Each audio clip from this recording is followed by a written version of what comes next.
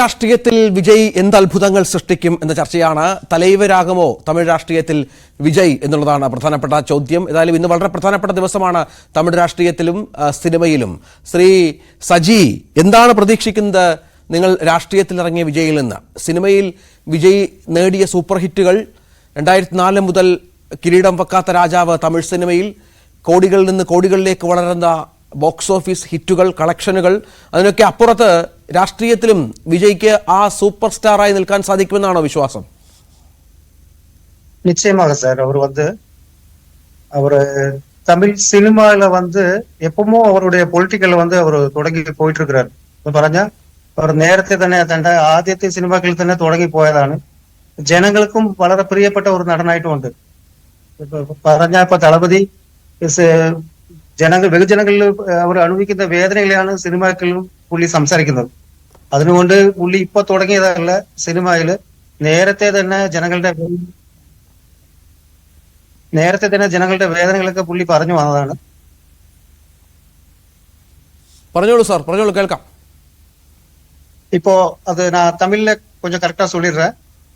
தளபதி தன்னுடைய இத்தனை வருஷ கேரியர்ல நாகப்பட்டினம் மீனவர்கள் ப்ராப்ளம் தொட்டு இங்க ஸ்டூடெண்ட்ஸ் ப்ராப்ளം, ബഹുജനങ്ങൾ വെടിവെച്ചപ്പോ തൂത്തുക്കുടിയിൽ 13 ജനങ്ങളെ വെടിവെച്ച് കൊന്നപ്പോ അതിന് നേരിട്ട് ചെന്ന് കണ്ടത്, ഇങ്ങനെ കുറെ നേരിട്ടുള്ള അനുഭവങ്ങളുണ്ട് ജനങ്ങളുമായിട്ട്. പുള്ളി സിനിമയിൽ മാത്രം അഭിനയിച്ച് വെറുതെ ഡയലോഗ് പറഞ്ഞതല്ല.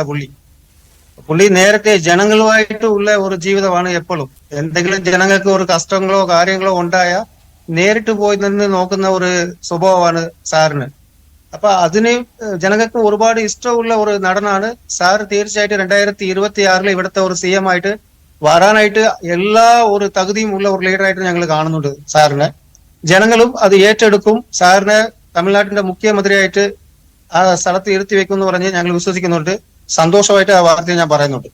എങ്ങനെയാണ് ഇനിയുള്ള പദ്ധതികൾ, പ്ലാനുകൾ എങ്ങനെയാണ്? ഈ ഒരു വലിയ യാത്ര, ജനങ്ങൾക്കിടയിലൂടെയുള്ള ഒരു യാത്ര പ്രതീക്ഷിക്കുന്നുണ്ട്. വലിയൊരു സമ്മേളനം ഉണ്ടാകുമെന്ന ചില സൂചനകളുണ്ട്. അത്തരത്തിൽ സജീവമായി തന്നെ ഇനിയുള്ള കാലം 2 സിനിമകൾ കൂടിയാണല്ലേ ഇനി കംപ്ലീറ്റ് ചെയ്യാനുള്ളത്? ஆமா, இப்ப எங்களுக்கு கோட் வருது. அடுத்ததா டைரக்டர் வினோத் டைரக்ஷன்ல ஒரு படம் வருது. எங்களை பொறுத்த வரைக்கும் ஒரு ஆராதகரா இது ஒரு கஷ்டமான விஷயம்தான்.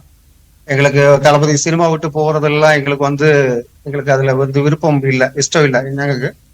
പിന്നെ ഇപ്പൊ തമിഴ്നാടിന്റെ സ്ഥിതി അങ്ങനെയാണ്, തമിഴ്നാടിന്റെ അവസ്ഥ അങ്ങനെയാണ്. ഒരു ഗുഡ് ലീഡർ ഇല്ല. തമിഴ്നാട് ഹിസ്റ്ററി എടുത്ത് നോക്കിയാൽ നമുക്ക് കാമരാജൻ ഉണ്ടായിരുന്നു, അണ്ണ ഉണ്ടായിരുന്നു, അത് കഴിഞ്ഞിട്ട് MGR, കളഞ്ചറിന് പോയ നല്ല ജനങ്ങളെ കൊണ്ട് സ്നേഹിക്കുന്ന ലീഡേഴ്സ് ഇപ്പൊ ആരും ഇല്ല ഇവിടെ. ജനങ്ങൾക്ക് വേണ്ടി ജീവിക്കുന്ന ലീഡേഴ്സും ഇല്ല.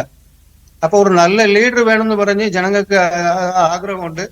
അപ്പൊ സാറ് വന്നതിന് സാറ് തീർച്ചയായിട്ടും ജനങ്ങൾ തെരഞ്ഞെടുക്കുമെന്ന് പറഞ്ഞ് ഞങ്ങളുടെ ഒരു വിശ്വാസം ഉണ്ട് അതിൽ. ഇപ്പൊ പാർട്ടി മാനാട് അടുത്തത് സെപ്റ്റംബർ ലാസ്റ്റില് ഞങ്ങൾക്ക് മാനാടുണ്ട്. ഈ മാനാട് തളപതി ആരാണെന്ന് പറഞ്ഞ് ഈ തമിഴ്നാട്ടില് കാണിക്കും.